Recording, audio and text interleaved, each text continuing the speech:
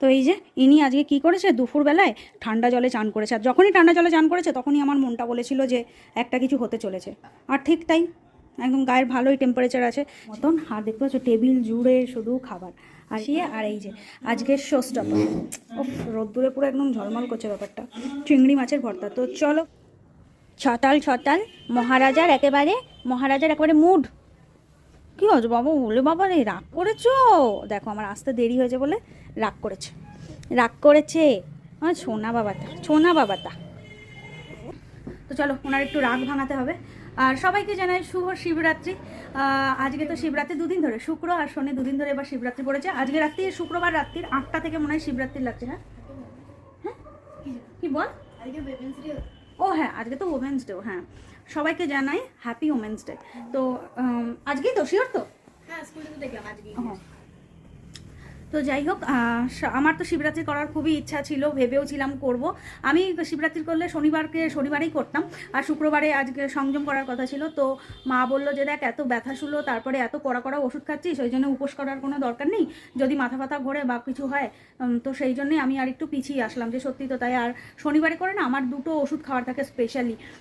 তো সেই জন্যে আরও আমি ভাবলাম যে না থাক, খালি পেটে ওষুধ খেলে তারপরে যদি প্রবলেম হয়, মানে আরোই জ্বালাতনে পড়বো, এমনিই ভুগতে শেষ।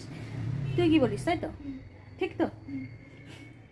তো যাই হোক, মনটা তো একটু খারাপ লাগছে। প্রথমেই ভেবেছিলাম শিবরাত্রি করবো, কারণ আমি শিবরাত্রি কোনোদিনও করিনি। এবার মন থেকে ইচ্ছা হলো যে করব, তাও হলো না, মানে ভাগ্য। হ্যাঁ না, শিবরাত্রি করিনি, নীলের উপোস করেছি। ওটা নীলের উপোস আমি এবার ছোটবেলা থেকেই করি। নীলের উপোস কি হয়? তো যাই হোক, নীলের উপোস আমি ছোটবেলা থেকেই করি, কিন্তু শিবরাত্রি কোনোদিন করা হয়নি। তো ভেবেছিলাম এবার করবো, তাও হলো না। তো যাই হোক, ঠিক আছে, সামনের বারের জন্য তোলা থাক। যদি সব মানে সুস্থ থাকি, ঠিকঠাক থাকি, তো সামনের বার করবো। তো এখন আমার বাবাকে একটুখানি মানভঞ্জন করে তুলতে হবে। আর এদের 2 ভাই বোনের ছুটি আজকে শিবরাত্রির উপলক্ষে, তাই তো? সোনা বাবা উঠে পড়ো। হাই, কেমন আছো? তুমি কি ভালো আছো? কথা কও না কেন, তুমি কি রাগ করেছো? বাবা, ব্যথা, আমার পায়ে ব্যথা, হাতে ব্যথা। হাই, কেমন আছো? হ্যাঁ, টানা 3 দিন ছুটি, শুক্র শনি রবি, কি মজা আমার সাজা। বাবা কি একবার বল, বলছে আলু দিয়ে চাউমিন খেয়ে নাকি ছোটবেলার কথা মনে পড়ে। তুই কত বড় হয়ে গেছিস রে? তোমাদের ছুটির দিনের ব্রেকফাস্ট, তাও আবার 11:30টার সময়, কেমন লাগছে বল? পেঁয়াজ আর আলু দিয়ে নর্মাল চাউমিন, কোনো রকম ভেজিটেবল নেই, কিছু নেই, ডিমও নেই। ভালো লাগে না নর্মাল চাউমিন? ভালো হয়েছে বাবা, বলে বাবালি খাও।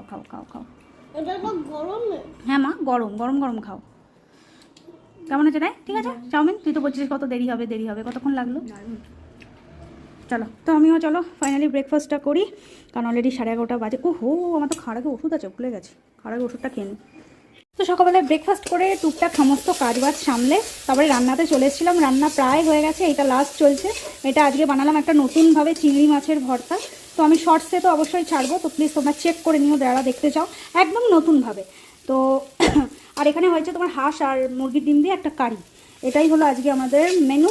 তো চলো খেয়ে বলবো যে কেমন হলো, আর বাচ্চাদের থেকে তো অবশ্যই জানবো যে আমার এই নতুনভাবে তৈরি করা চিংড়ি মাছের ভর্তাটা কেমন হলো।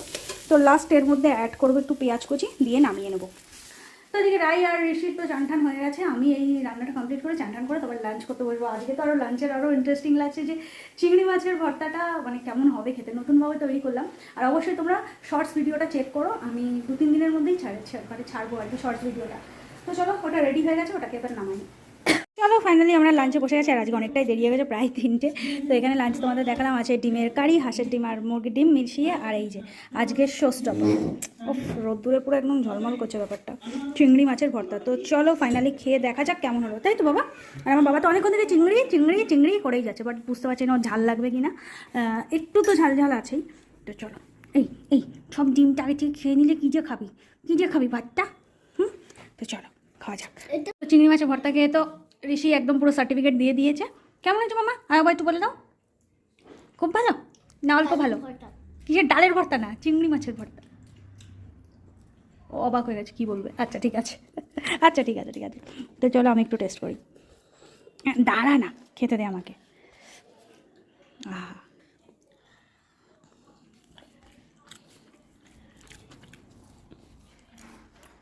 ভালোই হয়েছে, বাট আর একটু ঝাল দিলে ভালো হতো। অবশ্য আমি এর মধ্যে কাঁচা লঙ্কা শুকনো লঙ্কা দিয়েছি, কিন্তু এই ব্যাপারটার মধ্যে আর একটু ঝাল ঝাল হলে ভালো হতো। আমি একটু ঝাল কম দিয়েছি কারণ ঈশান খাবে তো সেই জন্য।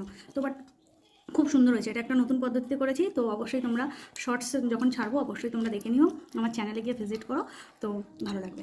আর যদি ভালো লাগে অবশ্যই শর্টসে গিয়ে তোমরা কমেন্টস করো, আমি আরও নতুন নতুন রেসিপি নিয়ে আসবো। তো চলো ফাইনালি চিংড়ি মাছের ভর্তা দিয়ে ভাতটা খাওয়া যাক। তো এখন রাত বাজে 10টা, আর অনেকক্ষণ পরে আবার ক্যামেরা খুলে ব্লগ করছি।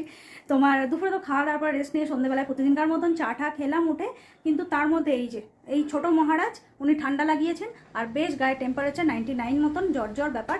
তো এটা নিয়ে এখন আমার একটু টেনশন হচ্ছে, যার জন্য আরও সন্ধ্যা থেকে ক্যামেরা খোলা হয়নি।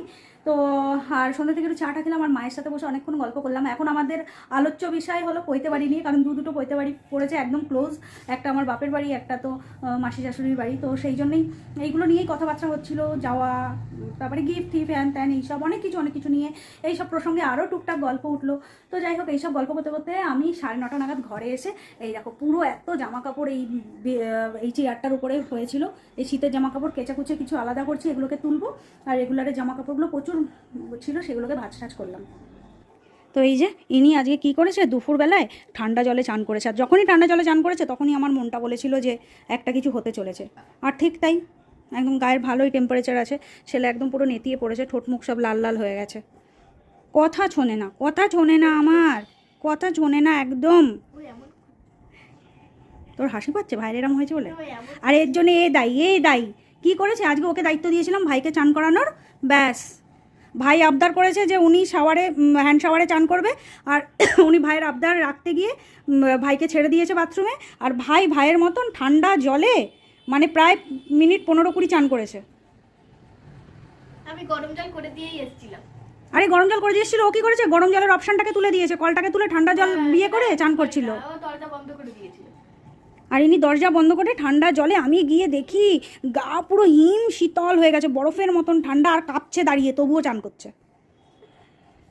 হলো তো, এখন হলো তো, হলো তো। আবার চুপ করে ছুঁয়ে আছে। ভাবছি ক্যালপল দিয়ে দেবো বাড়াবাড়ি হওয়ার আগে, কারণ এখন 98-99 মতন আছে, ভয়ানকভাবে কিছু নেই, কিন্তু শরীরটা খারাপ হয়ে গেল।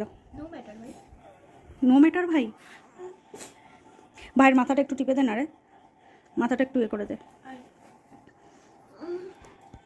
এবার আমার জ্বর হলে তুই আমার মাথা টিপে দেবো মাথা। ভাইয়ের মাথাটা একটু টিপে দে।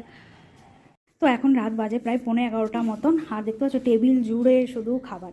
আর এই ম্যাডাম এখন খেয়ে দিয়ে উঠলেন, তো ওনার একটু এমার্জেন্সি এসে গেছে, আপনি জানেন, আস্তে ধীরে। তো নেচার স্কলার কি, যাই হোক, তো বুঝতেই পারছো টেবিল জুড়ে খাবার মানে। তো এই টেবিল জুড়ে যা তুই আগে যা, তারপরে বাবা যাবে কোনো, যা। তো এই টেবিল জুড়ে খাবারের উদ্দেশ্য তোমরা বুঝতেই পেরেছো আশা করি, কারণ আজকে ছিল ওমেন্স ডে। তো ওমেন্স ডে উপলক্ষে এই যে এত কিছু খাবার, তার মধ্যে এই যে এসে গেছে চকলেট, আমাদের 3জন ওমেন্সের জন্য 3টে চকলেট এসছে গ্যালাক্সি। তো আর এসছে রাত্রের ডিনারে আছে বিরিয়ানি, এই যে বিরিয়ানি এনেছে, দেখো অবস্থা। আর তার সাথে আছে মিষ্টি, সুন্দর, এই দেখো সুন্দর মিষ্টি। কিন্তু একটার মধ্যে আমার একটু মনটা খারাপ, আমার সোনা বাবা তার একটুখানি শরীরটা বেশ খারাপ হয়েছে, ছেলেটা একটু বমিও করলো তখন। তো এখন ওকে একটু খাওয়াবো, ওকে আর বিরিয়ানি টিরিয়ানি কিচ্ছু দেবো না, নর্মাল একটু সাদা ভাত দেবো। এই যে ওর ডিনারটা রেডি হয়ে গেছে, ঈশানের একটু সাদা ভাত আর একটু ডিমের কুচি দিয়েছি, যাতে একটু ভাতটা খেতে পারে, খেয়ে ওকে ক্যালপল খাওয়াবো, খাইয়ে আগে শোয়াবো।